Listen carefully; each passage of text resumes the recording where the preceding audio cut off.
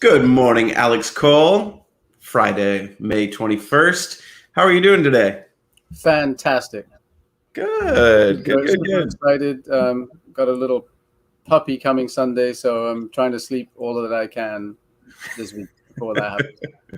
It's like adding a small, it's a new baby in the house. That's Yeah, incredible. yeah.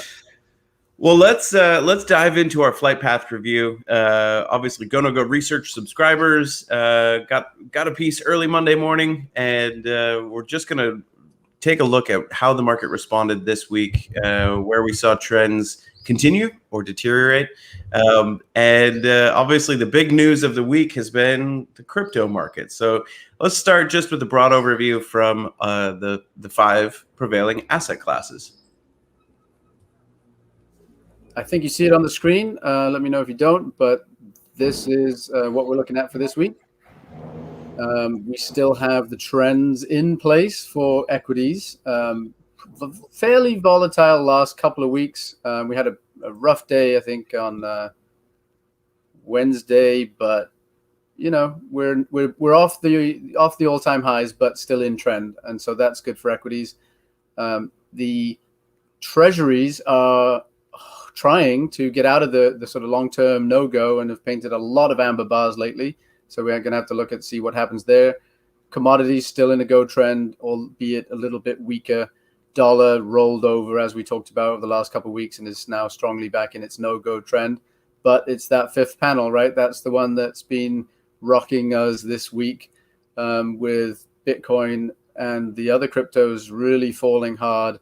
But some interesting comments on that we'll talk about it when we look at it individually in a little bit. Yeah, I think taking a look at this high level to see that we're in a risk-on environment for commodities and equities, it makes sense that we're not seeing a ton of strength in the U.S. dollar, and certainly it's been an exciting week for everybody who has participated in digital assets, and we're going to talk a little bit about risk management and then possible entry points. So let's dive right into to the Bitcoin chart. There we go. This has been a wild week, sort of the Wild West. Really, Bitcoin is still relatively, I guess, the whole idea is in its infancy. So these volatile swings are not unusual for people that have followed the cryptocurrency market for the last couple of years. But it's getting so much more adoption and more mainstream adoption and sort of the use of it more widespread. So I think it took took a few people by surprise maybe this week that this kind of thing can still happen. And so, we've talked about it, you and I off the call, about how it's really some shakeout going on, trying to take out some of the weaker hands. But this is the chart we were looking at. We've had Bitcoin, rallying all the way up to the highs. We have been talking about weakness in cryptocurrencies, though, over the last several weeks. And we see that here with the break below the trend line. And we saw a very significant break of the GoNoGo oscillator below zero, being unable to hold that zero line, which really sort of tipped you off to the fact that this Go trend was in trouble. And then we see a squeeze build up to the max as price consolidates sideways and starts to really maintain the no-go bars. We get several no-go indications, and then that nice first red circle that everybody thought was a bit too late on that bar, but it, several opportunities to get out and avoid the kind of drawdown that we then saw this week. And we can go a little bit deeper with the analysis here and show how. Well, I love just while you've got that on there, right? Yeah. Drawing a very simple trend line on a GoNoGo chart, you don't lose sight of where those important price levels are, or where you could see some resistance building up on the underside of that trend line ahead of a precipitous fall. But yeah, keep going.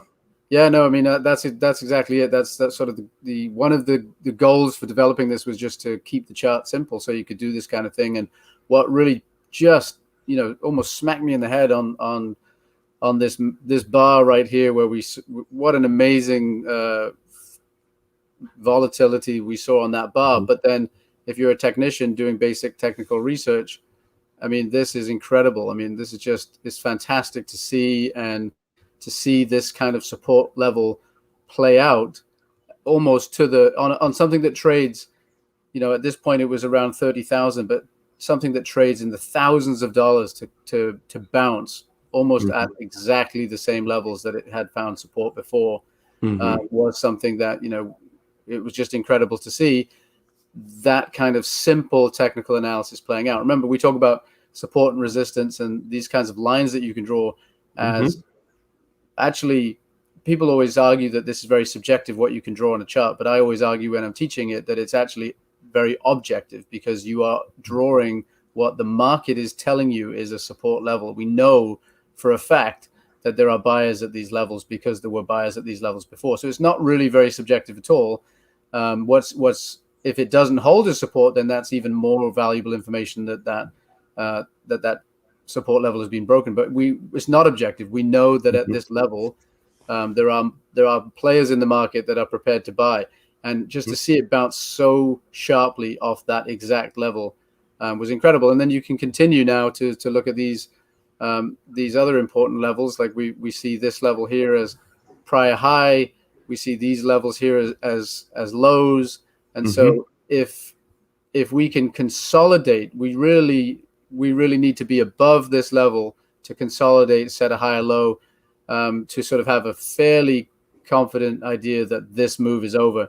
Mhm. But it was incredible to watch it play out and hit those levels almost to the dollar on something that trades at these numbers. Yeah, for any listeners who are new to technical analysis, when we're talking about support and resistance levels, and in particular that there's a sense of polarity. So left Mm. side of your chart, you were seeing that as resistance. Price could not break through that line, and then it becomes support later on. What we're talking about is the irrationality of human beings, the fact that we anchor in our minds to emotionally to a specific price level. And that plays out across all asset classes. You see some big institutional money flows at certain levels because either they are big round numbers or those are the prices at which they had purchased large positions in prior trading sessions. The important point about support and resistance, as Alex is pointing out, it's objective in that you are just watching the crowd make a level important, right? So there's nothing specific about 30,000 for Bitcoin that is any different from 32,000 or 35,000.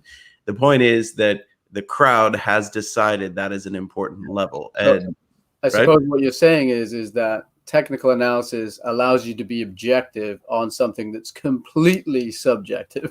Correct. That is exactly right. And this goes all the way back to Mona Hisahoma in Mhm. the mid 18th century in rice markets in Japan. And all he was trying to do was get some shorthand, have a data visualization for what that crowd behavior, what those traders were doing. And look how far we have come since then. Yeah, Um, and guess what? Guess what level guess what level this line is right around 40,000, right? Like you said, just those whole numbers, and it's just yeah. very interesting to watch it play out. So In a sea of infinite decimal places, I mean, the human mind, right?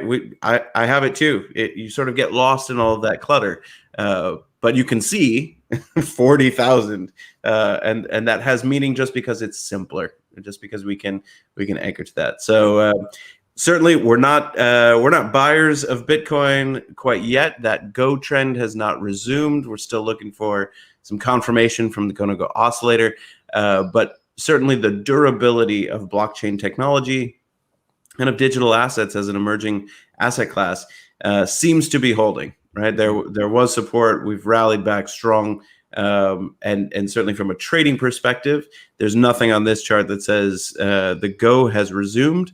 But certainly, this is not the end of days for digital assets. They are not going the way of salad bars post COVID.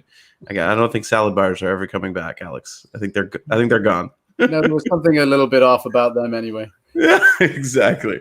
All right, so let's get back to the Flight Path newsletter that went out for subscribers on Monday morning. We saw the risk on environment equities still in play despite some choppy price action. Let's dive into the sector groups and see what is leading and what is lagging. I know for a lot of folks, seeing the defensive sectors come into a place of leadership might spell something a little different for these summer months. Obviously, some seasonality effects coming into play, and we're in year 2 of the bull market, so Yeah. a lot of rotation. Tell us what jumps off the chart for you, Alex. I think that it's we had a sort of not a conflict, but we had an interesting period where the utilities sector down the bottom was trying to outperform, and I think that when people think of defensive sectors, they think utilities, but what we're talking about really is those sort of cyclical sectors that are going to do well throughout an changing economic cycle. And so we're seeing, and we've been seeing for several weeks now, those industries or those sectors that are leading this stage of the equity bull market are the sectors like materials, industrials, energy, financials, and those are the ones that we see here. Industrials, financials, energy, materials up top, materials, healthcare, right? So the sectors that are poised to do well as this economy changes and reopens and sort of goes into the next phase of sort of that life cycle of the economy and the market itself. And those are still the ones. They're still the ones outperforming. If we look at consumer discretionary, which is a more sort of cyclical on the other extreme, that is underperforming. We look at technology, underperforming the markets. Communications, these were the ones that were leaders throughout of 2020. So we've seen this change, we've seen this rotation, and it still seems to be the same for this week. Yeah, it totally makes sense that our consumer discretionary sector group, largest holding in there is Tesla. That can bring up or drag down the sector group. Technology and communications. I mean, we've seen Netflix, Microsoft, Google, Apple really lead us through 2020. But I think the cyclical sectors leading in the economic reopening theme for investors still seems to be holding true. But seeing staples find a bid, seeing utilities sort of reaching towards amber levels on a relative basis to the index might have been a little triggering in terms of a defensive posture, but it certainly seems like we are holding with the industrialized economy coming back online. So definitely, yeah. Very good. Well, let's dive in a little bit deeper then. We talked a lot about the crowd participation in Monday's newsletter. Let's look at that consumer discretionary sector. The XLY is the ETF, just to flex our short muscles. Do some risk management training. What does it look like for you, Alex, in terms of signals right now? Right now, I'd be looking for a no-go re-entry. So this is the situation we're in. We've seen a break back below. You talked about it in the initial conversation we had there about the idea of polarity, something that has been support becoming resistance and vice versa. And we've got a lot of that going on here.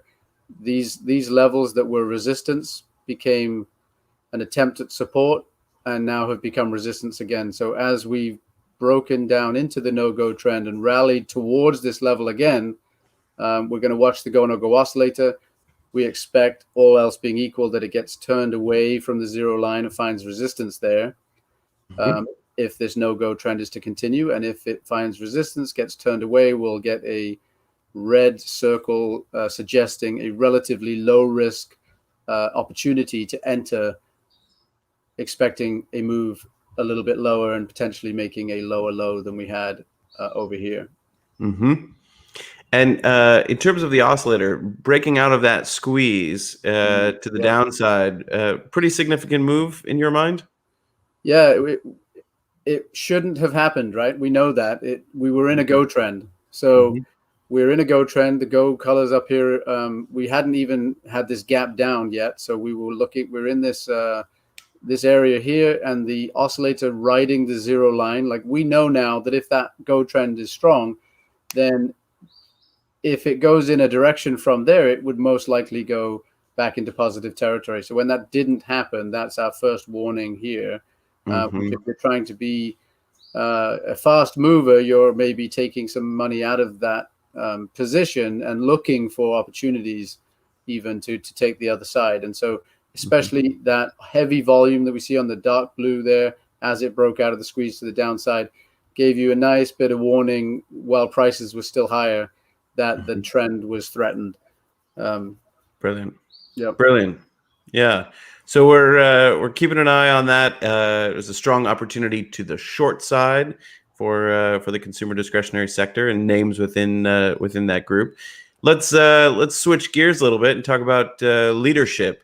I remember when shares of Bank of America were less than a cost of a latte at Starbucks. I think the low in 2009 was somewhere around 250 per share. But financials, and though it has taken a very long time, have recovered and moved out to all-time highs.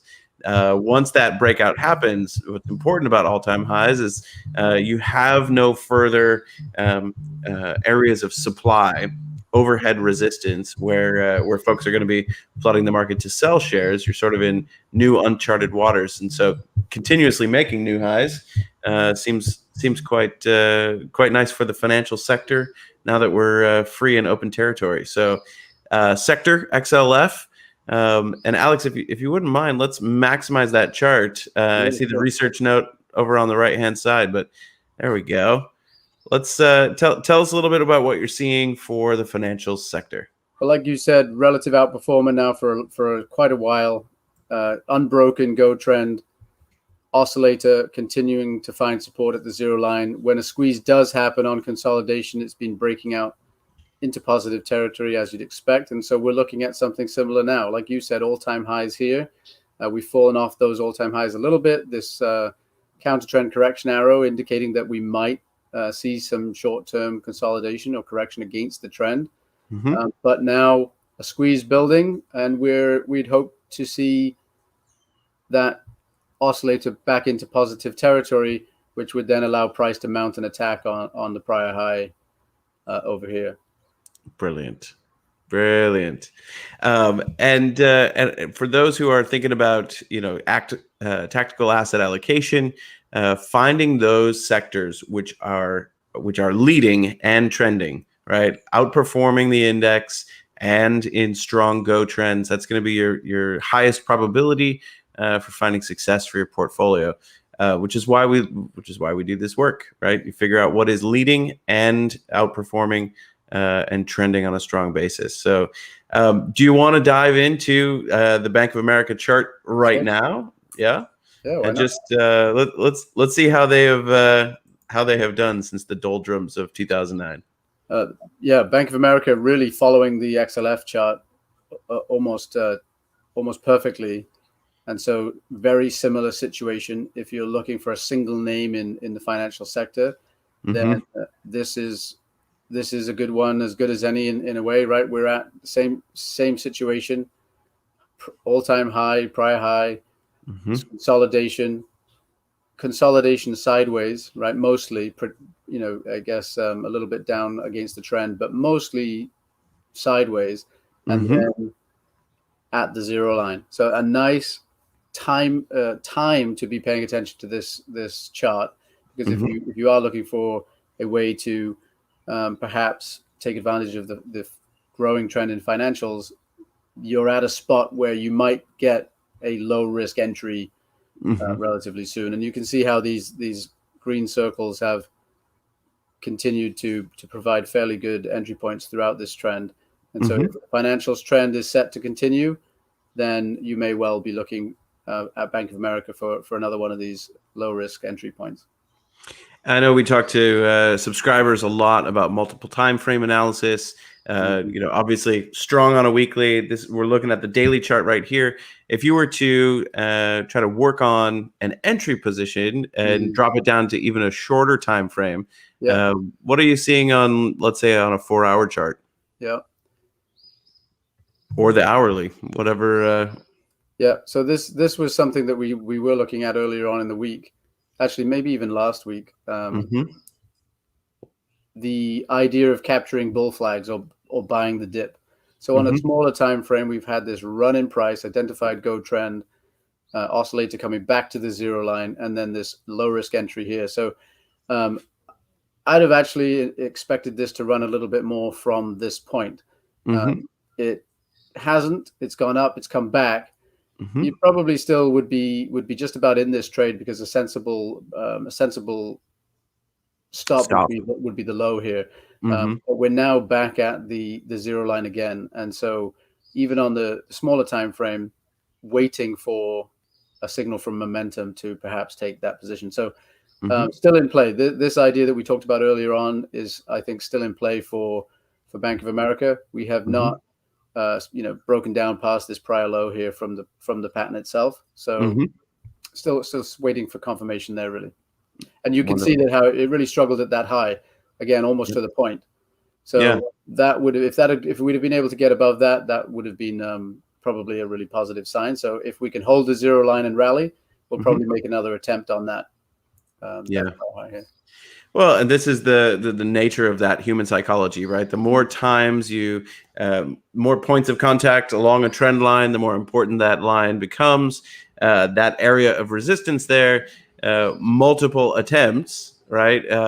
Hitting that overhead resistance. It's like knocking on somebody's front door. Maybe the third time's the charm. Yeah. So maybe somebody will open the door. maybe somebody will open the door for Bank of America. This is fantastic, Alex. Are there any charts you want to leave with our viewers this week as we're heading into the weekend? Maybe thinking about something like Etsy. It was just Mother's Day. It seems like they should have been tearing a new path to all-time highs, right? Isn't that where everybody goes to buy something really cute and personal that they couldn't find at Target? Personalized gifts. Yeah. The only problem you run into there is whether or not you can beat the shipping, right? You've got to do it. You got to do it ahead of time. I've struggled with that enough. Yeah, exactly. So on the 4 hour, if we Mm-hmm. stay with Etsy, this is what we were talking about and looking at earlier. We've got this real gap down, Mm-hmm. but look at how that gap is providing resistance. So if we're talking about Etsy being in the one of these underperforming sectors, looking Mm-hmm. perhaps for short opportunity, you've got resistance being provided here by the gap that we saw a couple of weeks ago, but I wouldn't take that trade just yet, right? It Mm-hmm. would be working out if you had taken it, but we've got a little bit of an oscillator above zero problem down below. So I would like to see the oscillator get back below zero, which would give us a no-go re-entry red circle. And Mm-hmm. that would lead me to believe that we might then test these lows that we've seen from the last few weeks. Yeah. So, definitely something to watch for a potential move to the downside. But if this price continues to rally here, we're going to get the oscillator in positive territory. And then we all know that, what's the name of your incredible, fantastic podcast? What's the name of that podcast? Fill the gap. Fill the With Gap. Dave Lundgren and Tyler Wood. We know that if we get back in here, the likelihood is that the gap will get filled. Yep. So that's sort of the both sides of the tail for Etsy. Yeah.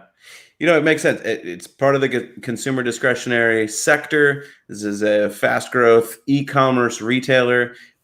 Growth has not done well this year. A lot of analysts smarter than us explaining how rising treasury yields kind of spooked the valuations around some of these growth companies.